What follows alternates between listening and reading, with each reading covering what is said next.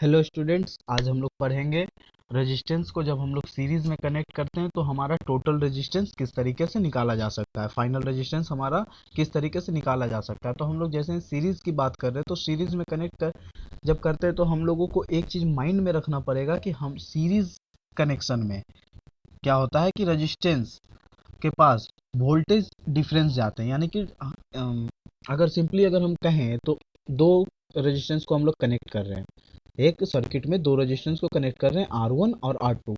तो total voltage हम supply कर रहे हैं V, लेकिन हमारा R1 के पास क्या जाएगा V1, यानी कुछ डिफरेंट वोल्टेज जाएगा, और R2 के पास कुछ डिफरेंस वोल्टेज जाएगा, लेकिन जो फाइनल वोल्टेज होगा इन दोनों के सम के बराबर होगा। R1 R1 जो हमारा पहला रेजिस्टेंस है और R2 क्या है, दूसरा रेजिस्टेंस है। लेकिन सीरीज में एक चीज नोट कीजिएगा कि हमारा जो करंट सप्लाई हो रहा है वो दोनों के पास इक्वली जाएगा। यानी R1 के पास भी उतना ही करंट जाएगा जितना R2 के पास जा रहा है। यानी जितना सर्किट में करंट फ्लो हो रहा है उतना ही सभी रेजिस्टेंस के पास क्या होगा, इक्वली पहुंचेगा। यानी कि आई मान के चलिए अगर हम 5 एम्पियर का करंट फ्लो करवा रहे हैं तो R1 के पास भी 5 एम्पियर पहुंचेगा और R2 के पास भी 5 एम्पियर का करंट पहुंचेगा। द टोटल डिफरेंस, अब हम लोग पता करेंगे कि किस तरीके से रिजल्टेंट रेजिस्टेंस निकाल सकते हैं, यानी किस तरीके से हम लोग पता कर सकते हैं कि हमारा टोटल रेजिस्टेंस क्या होगा जब हम लोग सीरीज में कनेक्ट कर रहे हैं। तो सबसे पहले हम देख रहे हैं क्या चीज कि हमको पता है कि वोल्टेज जो है हमारा वो दोनों के पास इक्वली नहीं पहुंच रहा है। यानी रेजिस्टेंस 1 के पास कुछ अलग वोल्टेज पहुंच रहा है, रेजिस्टेंस 2 के पास अलग वोल्टेज पहुंच रहा है, लेकिन ओवरऑल हमारा वोल्टेज क्या है, दोनों के सम के बराबर है। यानी V is equal to fine, हम लोग जो बैटरी से हम लोग वोल्टेज सप्लाई कर रहे हैं वो क्या है V, टोटल वोल्टेज हमारा क्या है V।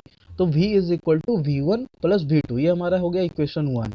अब हम लोग ओम लॉ लगाते हैं, ओम्स लॉ को अप्लाई करते हैं कहाँ, पूरे सर्किट में अप्लाई करेंगे। कहाँ पे करेंगे, पूरे सर्किट में। जैसे ही पूरे सर्किट में हम लोग अप्लाई कर रहे हैं ओम्स लॉ को, तो हम लोग को देखने को मिल रहा है, जानते हो क्या, कि हमारा जो ओम्स लॉ को अप्लाई कर रहे हैं तो V by I is equal to R, यानी टोटल हमारा वोल्टेज, टोटल पूरे सर्किट में हमारा वोल्टेज है V, पूरे सर्किट का रेजिस्टेंस है हमारा R, पूरे सर्किट का करंट है हमारा I। तो ओम्स लॉ को जब अप्लाई कर रहे हैं तो हमको मिल रहा है V by I is equal to R, यानी इसको सिंपली कह सकते हो potential difference is equal to current into resistance. ठीक है, यहाँ तक समझ में आ गया। अब आगे बढ़ते हैं। जैसे आगे बढ़ रहे हैं तो हम देख रहे हैं कि अगर हम सिंपली R1, यानी अगर सिंपली एक रेजिस्टेंस को लेकर कनेक्ट कर रहे हैं, यानी एक रेजिस्टेंस करने का मतलब क्या, R1 के लिए अगर हम सिर्फ ओम्स लॉ अप्लाई कर रहे हैं तो R1 के लिए हम क्या अप्लाई करेंगे, तो R1 के पास हमारा वोल्टेज कितना पहुंच रहा है V1, और आर R1 के पास हमारा वोल्टेज कितना पहुंच रहा है V1, और R1 के पास करंट कितना पहुंच रहा है I। तो हमारा ओम्स लॉ के अकॉर्डिंग क्या हुआ, V1 is equal to I1 into, sorry I1 नहीं, R1 इंटू I, है कि नहीं, क्या हुआ, V1 is equal to I into R1। तो similarly V2 is equal to, तो V2 के पास R2 रेजिस्टेंस, V2 के पास रेजिस्टेंस कितना है, R2 है, यानी कि रेजिस्टेंस, सेकेंड रेजिस्टेंस के पास कितना वोल्टेज जा रहा है, V2 वोल्टेज जा रहा है, और करंट कितना जा रहा है, I जा रहा है। तो हमारा क्या हो गया, V2 is equal to I into R2। अब देखिए हमारा जो इक्वेशन 1 था, इक्वेशन 1 हमारा क्या था, V is equal to V1 plus V2, है ना। तो V की जगह पे हम लोग क्या करेंगे, वैल्यू रखेंगे। इक्वेशन 1 में हम सारा इक्वेशन का वैल्यू रखेंगे। तो पहला क्या था, V इज इक्वल टू, तो V की जगह पे हमारा क्या था, I इंटू आर, ठीक है ना। V1 की जगह पे क्या है, I into R1, I into R1। V2 की जगह पे क्या है, I इंटू R2, तो प्लस I इंटू R2।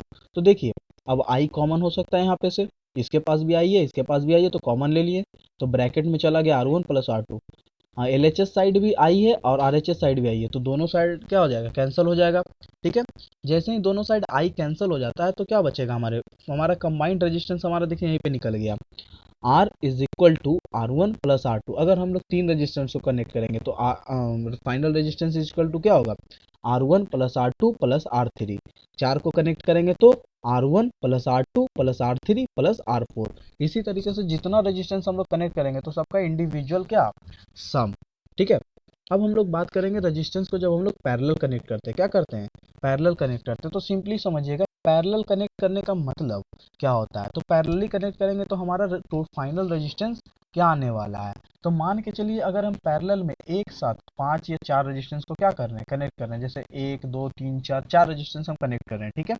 तो 4 रेजिस्टेंस कनेक्ट करेंगे तो टोटल ओवरऑल हमारे सर्किट का फाइनल रेजिस्टेंस क्या होगा, आर ही होना है कि नहीं। फाइनल रेजिस्टेंस को हम क्या मान रहे हैं, आर मान रहे हैं। तो लेकिन हम लोग किस तरीके से उसको फॉर्मूला में डिराइव कर सकते हैं, यानी उसका फॉर्मूला क्या होगा, किस तरीके से हम पैरेलल जब कनेक्ट कर रहे हैं तो किस तरीके से हम रेजिस्टेंस को कैलकुलेट करेंगे। तो देखिए R1 जैसे 4 रेजिस्टेंस हमने बताया कि कनेक्ट कर रहे हैं, तो R1 ठीक है, तो R1 का रेजिस्टेंस का रेसिप्रोकल यानी 1/R1, R2 resistance 2 second resistance का रेसिप्रोकल 1/R2, थर्ड रेजिस्टेंस का रेसिप्रोकल 1/R3।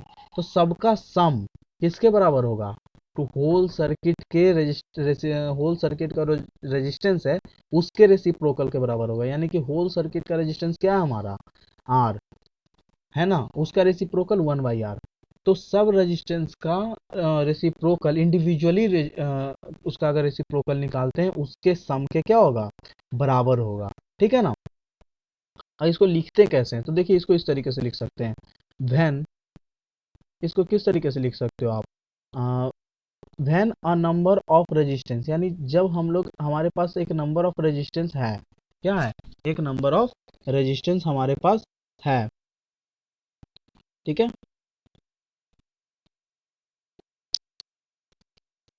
एक नंबर ऑफ क्या है, when a number of resistance, एक सेकेंड, देखिए when a number of resistance are connected in parallel, जब सबको हम ढेर सारे रेजिस्टेंस को क्या करते हैं, पैरेलली क्या करते हैं, कनेक्ट करते हैं, क्या करते हैं, पैरेलली कनेक्ट करते हैं। देन देयर कंबाइंड रेजिस्टेंस, तो उनका जो कंबाइंड रेजिस्टेंस होता है यानी टोटल रेजिस्टेंस होता है, is less than the smallest individual resistance, वो क्या होता है, टोटल रेजिस्टेंस के से कम होता है। यानी कि मान के चलिए अगर हमारा टोटल मान के चलिए हमारा किस तरीके से हम बताएं, देखिए आपको then number of resistance are connected, जब हम लोग ढेर सारे रेजिस्टेंस को मतलब एक दो या दो से ज़्यादा रेजिस्टेंस को हम पैरेलली कनेक्ट करते हैं तो उनका जो कंबाइंड रेजिस्टेंस होता है यानी कि जोड़ के जितना रेजिस्टेंस आता है उसका सम जो होता है वो क्या होता है, वो स्मॉलेस्ट इंडिविजुअल रेजिस्टेंस से कम होता है। यानी कि अगर पैरेलली अगर किसी एक रेजिस्टेंस का टोटल हमारा पूरा सर्किट में हमारा रेजिस्टेंस 5 ओम का जा रहा है, ठीक है, 5 ओम का हमारा रेजिस्टेंस टोटली जा रहा है, ठीक है, और हमारा इंडिविजुअल रेजिस्टेंस क्या होगा, तो इंडिविजुअल रेजिस्टेंस उससे ज़्यादा होगा, 6 ओम होगा। मान के चलिए एक सर्किट में R1 है, R2 है, R3, R1 के पास 6 ओम है, R2 के पास 8 ओम है, R3 के पास 5 ओम है, लेकिन जब उन सब का हम फाइनल टोटल रेजिस्टेंस निकालेंगे तो मे भी शायद फुल सर्किट का रेजिस्टेंस क्या है हमारा, 2 ओम 3 ओम, यानी इंडिविजुअल रेजिस्टेंस के कम ही आएगा, ठीक है। अब देखिए जब हम लोग रेजिस्टेंस को कैलकुलेट करेंगे, ठीक है ना, फाइनल जब पैरेलल कम्बाइनेशन में जब हम लोग रेजिस्टेंस को क्या करेंगे, कैलकुलेट करेंगे, तो हम लोग किस तरीके से हम लोग ये पता कर सकते हैं, मतलब किस तरीके से हम बता सकते हैं कि उसको सॉल्व करने का तरीका क्या होगा। तो सबसे पहले एक चीज़ ध्यान रखिएगा, जब आप लोग रेजिस्टेंस को पैरेलली कनेक्ट कर रहे हो तो पोटेंशियल डिफरेंस हर रेजिस्टेंस के पास जो पोटेंशियल डिफरेंस पहुंचेगा वो सेम होगा, यानी जो पोटेंशियल यानी जो वोल्टेज पहुंचेगा वो सेम होगा। यानी कि यहाँ पे लिखा हुआ when a number of resistance are connected in parallel, जब हम लोग पैरेलली कनेक्ट कर रहे हैं then the potential difference across each resistance, यानी हर रेजिस्टेंस के पास जो पोटेंशियल डिफरेंस पहुंच रहा है वो क्या होगा, सेम होगा, क्या होगा, सेम होगा, ठीक है, वो क्या होगा, सेम होगा, ठीक है, जो कि इक्वल होगा किसके, जितना हम लोग वोल्टेज सप्लाई कर रहे हैं, जितना हम लोग क्या कर रहे हैं, वोल्टेज सप्लाई कर रहे हैं। जैसे यहाँ पे देखिए यहाँ पे भी लिखा हुआ when a number of resistance are connected, मतलब इसका मतलब समझिए आप लोग कि जैसे हम लोग 9 वोल्ट का हम लोग उसमें बैटरी को कनेक्ट किए हुए हैं, तो जैसे पैरेलली कनेक्ट किए हुए एक सर्किट में, तो R1 के पास भी हमारा 9 वोल्ट पहुंचेगा, R2 के पास भी हमारा 9 वोल्ट का पोटेंशियल डिफरेंस रहेगा, यानी दोनों के पास सेम अमाउंट ऑफ रहेगा। लेकिन जब हम लोग करंट की बात करते हैं तो दोनों के पास क्या होगा, डिफरेंट अमाउंट ऑफ करंट पहुंचेगा। यानी अगर हम लोग when a number of resistance are connected in parallel, जब हम लोग एक दो या दो से ज़्यादा रेजिस्टेंस को पैरेलली कनेक्ट करते हैं और बैटरी से जब उसको क्या करते हैं, जोड़ देते हैं, तो क्या होगा, then different amount of current flow through each resistance, यानी कि डिफरेंट डिफरेंट अमाउंट का क्या होगा, करंट फ्लो करेगा हर रेजिस्टेंस से। यानी कि R1 के पास डिफरेंट मतलब टोटल हम लोग सर्किट में 5 एम्पियर का करंट दौड़ा रहे हैं, तो R1 के पास क्या पता 2 एम्पियर पहुंचे, R2 के पास 3 एम्पियर पहुंचे, R3 के पास 4 एम्पियर पहुंचे, इस तरीके से करंट फ्लो करेगा। लेकिन जो हमारा जब सबका हम सम करेंगे, मान के चलिए R1 R2 R3 का सम करेंगे, तो टोटल हम 10 एम्पियर का करंट अगर फ्लो करवा रहे थे, तो तीनों रेजिस्टेंस में जो कितना करंट फ्लो हो रहा है उन तीनों के सम के बराबर होगा, ठीक है ना।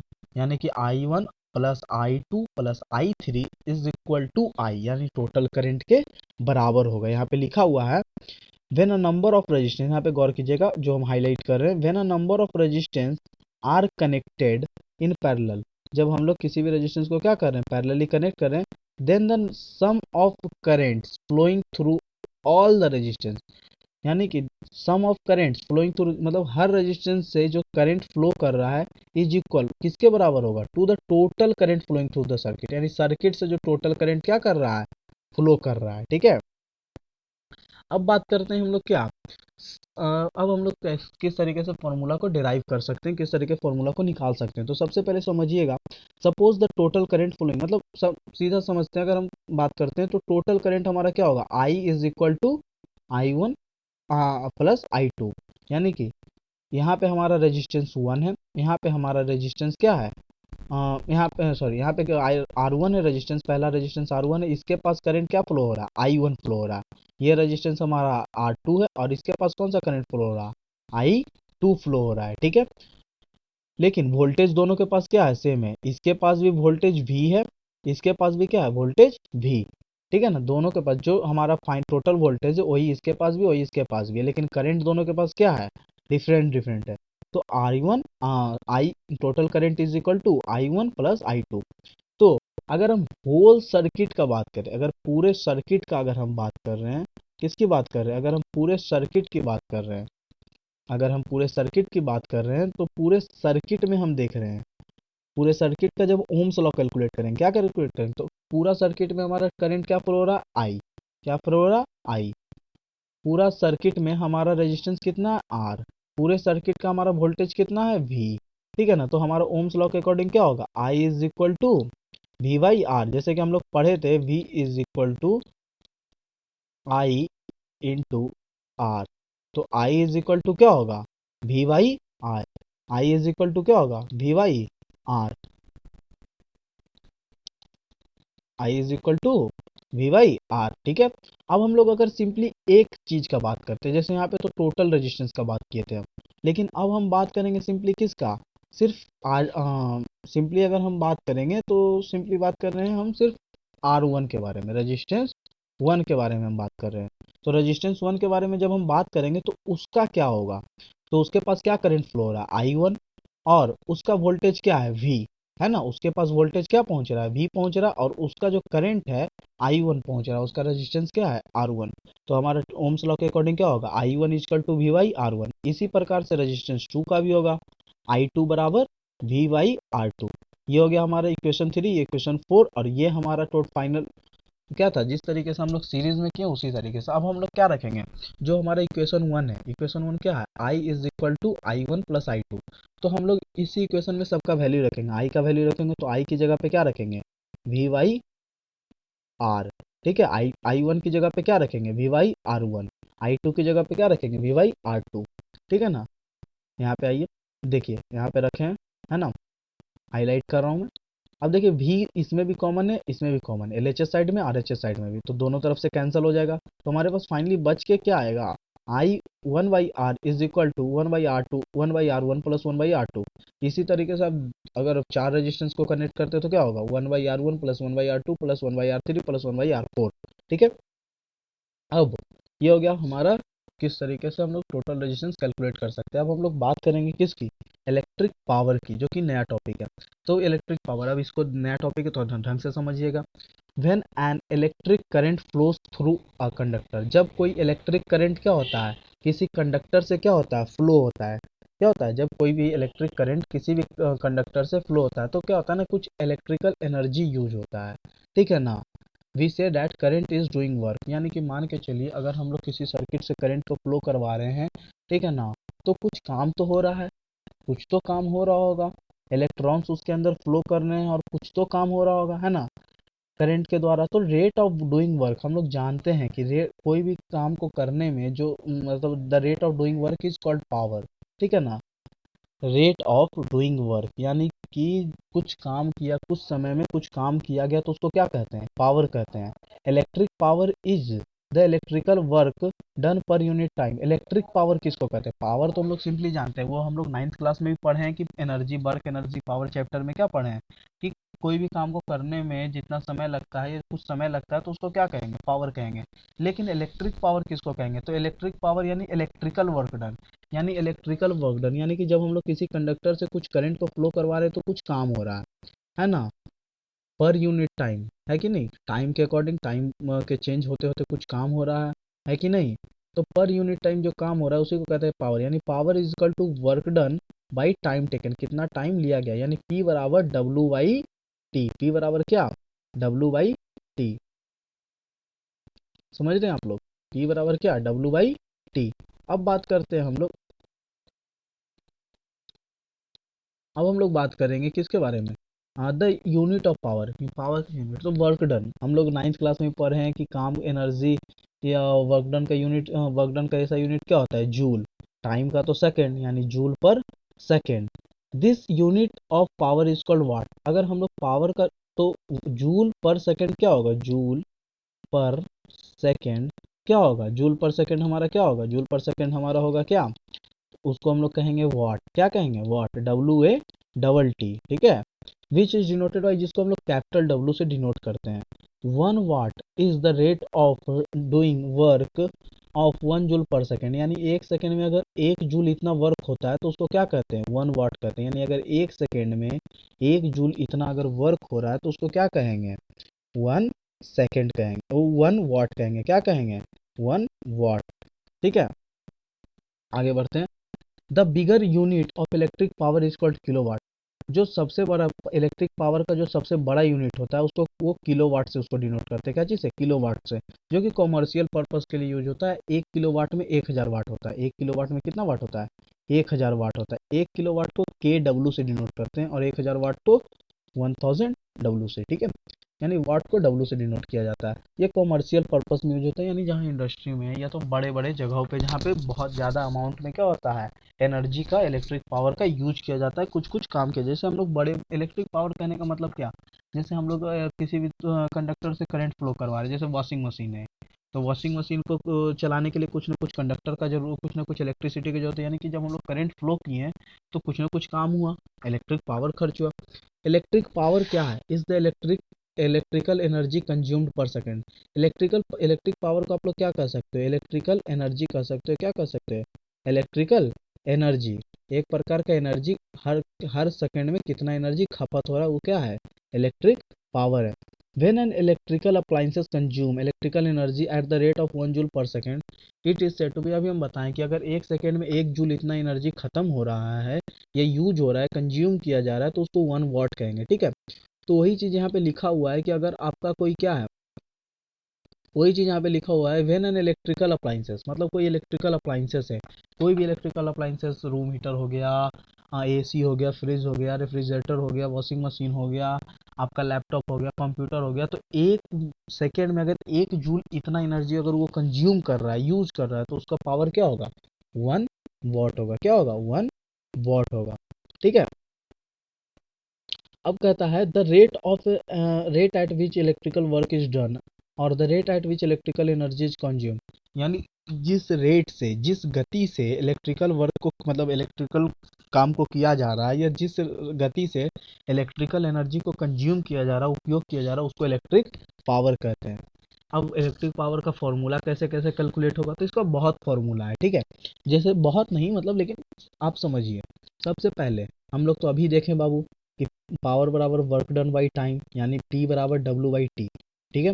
हम लोग पता है, हम लोग को ये, हम स्टार्टिंग के लेक्चर्स में, यानी इस चैप्टर के स्टार्टिंग में हम बताए थे कि जो हम लोग क्या पढ़े थे, जिस जब हम पोटेंशियल डिफरेंस पढ़ा रहे थे तो कुछ हम बताए थे कि वर्क डन बराबर क्या होता है, V इंटू क्यू, ठीक है ना।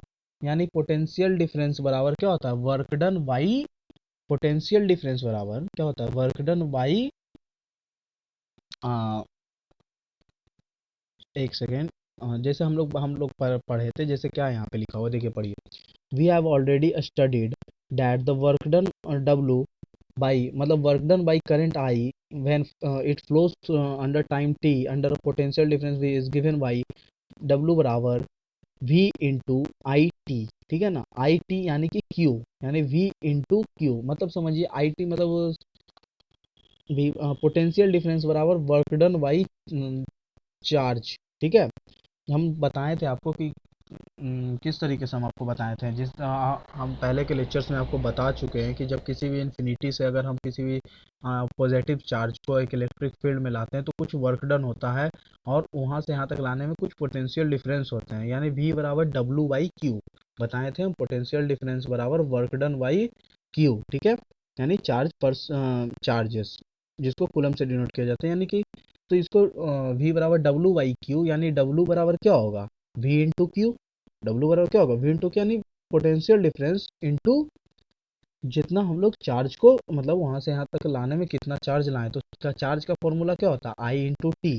क्या होता है, करंट इंटू टाइम। ठीक है ना, यानी v बराबर हम लोग लिख सकते हैं क्या, v इंटू आई टी। ठीक है ना, अब सिंपली समझिए, अब w हमारा क्या है, वर्क डन है। ठीक है ना, क्या है, वर्क डन। और हम लोग को पता है पावर बराबर क्या होता है, work done by time taken. तो पावर बराबर वर्क डन हमारा क्या हो गया, v into I into T by time, है ना, बाई टाइम। तो t से t क्या हो गया, कैंसिल हो गया, तो पावर बराबर क्या हो गया, v इंटू आई। क्या हो गया, पावर बराबर क्या हो गया, v इंटू आई, यानी कि joules per second, joule per second, जिसको कि क्या कहते हैं, वाट से डिनोट करते हैं। भी यहाँ पे क्या है, पोटेंशियल डिफरेंस है। आई क्या हमारा, करंट इन एम्पियर, जो करंट है हमारा। इलेक्ट्रिक पावर को आप क्या कह सकते हो, potential difference into current. Electric power को क्या कह सकते हो, पोटेंशियल डिफरेंस इनटू करंट। और क्या जैसे पोटेंशियल डिफरेंस इनटू करंट, या तो पोटेंशियल डिफरेंस को आप क्या कर सकते हो, पोटेंशियल डिफरेंस को बहुत जगह क्या कहा जाता है, बहुत जगह क्या, उसको वोल्टेज भी कहा जाता है, यानी कि वोल्टेज इनटू करंट। ठीक है, अब आता है डिफाइन 1 वाट। अगर हम लोग 1 वाट को क्या करते हैं, डिफाइन करते हैं, जैसे कि अभी हम बताए थे 1 वाट को कैसे डिफाइन करते हैं। अगर 1 सेकेंड में 1 जूल इतना एनर्जी अगर कंज्यूम हो रहा है तो उसको क्या कहेंगे, 1 वाट कहेंगे। 1 वाट कहने का मतलब क्या, 1 what is the power consumed by an electrical device when operated at potential difference 1 volt carries 1 ampere। अब इसको दूसरे तरीके से डिफाइन करेंगे। पहला फॉर्मूला हमारा क्या था, वर्क डन बाई टाइम।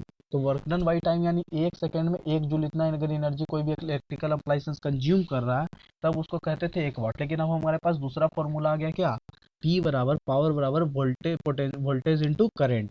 यानी कि अगर हम लोग कहेंगे तो यानी हम लोग कह रहे हैं क्या, कि अगर कोई भी इलेक्ट्रिकल डिवाइस है, ठीक है ना, तो अगर वो 1 वोल्ट अगर उसके पास सप्लाई किया जा रहा है, 1 वोल्ट इतना वोल्टेज सप्लाई किया जा रहा है, और वो 1 एम्पियर का अगर करंट ले रहा है ना, यानी कि उस सर्किट में 1 एम्पियर का करंट दौड़ रहा है और टोटल वोल्टेज उस सर्किट का क्या है, 1 वोल्ट, तो उसका पावर क्या होगा, 1 वाट होगा। क्या होगा, 1 वाट। ठीक है, और भी फॉर्मूले हैं इलेक्ट्रिकल पावर को कैलकुलेट करने का। तो सबसे दूसरा फॉर्मूला क्या है, पावर को किस टर्म में, आई और आर के टर्म में हम लोग बताएंगे, यानी कि करंट और रेजिस्टेंस के टर्म में। तो हम लोग अभी जस्ट पढ़ें क्या, पी बराबर पावर बराबर V into I, voltage into current. तो ओम्स लॉ के अकॉर्डिंग क्या हमको पता है, V by I is equal to R, V by I is equal to R, यानी V is equal to I into R. ठीक है ना, तो वी की जगह पे यहाँ पे पी बराबर वी इंटू आई है, तो वी की जगह पे क्या रख दें, आई आर रख दें। ठीक है ना, तो आई इंटू आर, और एक आई तो पहले से मल्टीप्लाई में है, यानी कि क्या हो जाएगा, आई स्क्वायर आर। क्या हो गया, पावर बराबर आई स्क्वायर आर, पहला फॉर्मूला। दूसरा फॉर्मूला पावर को किस टर्म में, वोल्टेज और रेजिस्टेंस के टर्म में। अभी हमारा फॉर्मूला क्या था, करंट और रेजिस्टेंस के टर्म में, अब क्या है, वोल्टेज और रेजिस्टेंस के टर्म में। तो फिर से ओम्स लॉ को देखेंगे, तो V by I into R, V by I is equal to R. ठीक है ना, voltage by current is equal to resistance. ठीक है ना, तो अब हमारा v के जगह पे, अब हम अभी तो पिछली बार क्या रखे थे, v की जगह पे i इंटू आर रख दिए थे, लेकिन अब इस बार करंट की जगह पे क्या रखेंगे, करंट की जगह पे v बाई आर। करंट को ओम्स लॉ के अकॉर्डिंग क्या होता है, current is equal to voltage by resistance. ठीक है ना, तो उसकी जगह पे तो अभी v मल्टीप्लाई में और i की जगह पे क्या रख दे, v बाई आर, तो ऊपर क्या हो गया, v into V square by R. ठीक है ना, अब ये हमारा आ गया तीसरा फॉर्मूला। अब हम लोग के पास पावर को लेके कितने फॉर्मूले हैं? सबसे पहले पावर बराबर वर्क डन बाई टाइम। उसके बाद जो हम लोग कुछ ना कुछ मैच करते करते लाएं, तो पावर बराबर V into I, voltage into current. Power बराबर करंट का स्क्वायर इंटू रेजिस्टेंस। पावर बराबर वोल्टेज का स्क्वायर बाई रेजिस्टेंस। ठीक है, इस चीज को याद रखिएगा।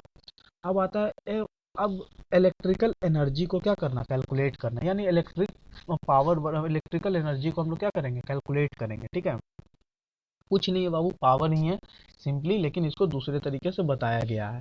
ठीक है ना। तो some important formula for calculating energy, मतलब इलेक्ट्रिकल एनर्जी को कैलकुलेट करने के लिए कुछ और पावर।